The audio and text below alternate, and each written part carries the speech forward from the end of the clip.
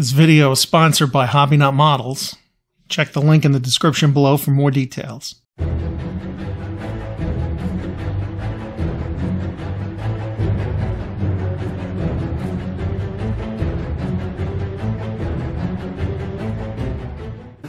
Hey, I'm John. Welcome to Mr. G's Workbench. Thanks for stopping in. And today we're looking at the kit supplied engine in Magic Factory's F4U Corsair. Before we get started, thanks to everybody who subscribed. We've surpassed 4,200 subscribers. Thank you all very much for your support. It's very much appreciated. And if you're not a subscriber, hopefully by the end of this video, I'll change your mind. Thanks also to my channel member family for their additional support. Thank you guys very much. That's their names going up the screen right now. It's very much appreciated. Big thanks to Hobby Nut Models for supplying the kit that we're building today. Thank you, Mark, for your generosity, and can't tell you enough.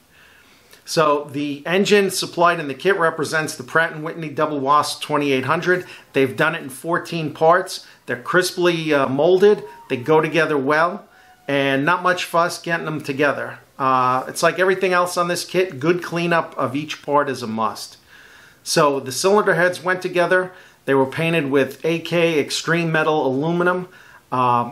Next came the parts representing the push rod housings and the ignition cable assembly.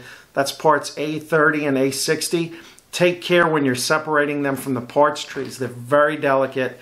I managed to break a couple of the push rods. I fixed 2 or 3 of them when I was installing them onto the cylinder assemblies.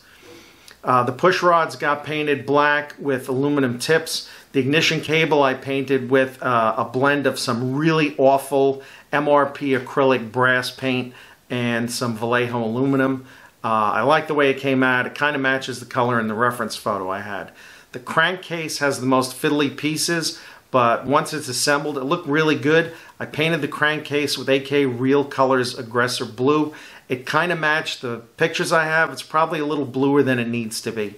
If somebody out there has a better color match for the crankcase, let me know down in the comments below. I'd appreciate it. After that, I moved on to the exhausts, which is parts A31 and A37. They went together well, and I painted them burnt iron followed by a sponging of AK Light Rust Wash. I then installed the exhausts onto the engine and found that Magic Factory had shorted the exhausts that don't reach the back of the forward bank of cylinders for some strange reason. In the long run, it doesn't matter because you won't see it once you install it and put the cowling over it. But if you were going to display it open, you'll have to complete the lengths of the exhausts, maybe with some sprue or something, and to get them to reach the forward cylinder heads. It just seems like an avoidable issue. They could have just lengthened them. But I completed that. The engine was done, and I'm happy with the end result. Magic Factory also offers a 3D printed engine. I haven't seen one. I haven't put my hands on it, so I really don't know much about it. So that's going to be it for today. We're keeping it short and sweet. Let me know what you think about this weird choice that Magic Factory made to short the exhausts. Like, why do that? And thank you again to Mark over at Hobby Nut Models for supplying the kit. And I've included a link down below. Lets you know that you found Mark's website through the channel. Be very much appreciated. In the next part, we're going to assemble the wings, and I'll show you a workaround for that mandatory folded wing thing that they did.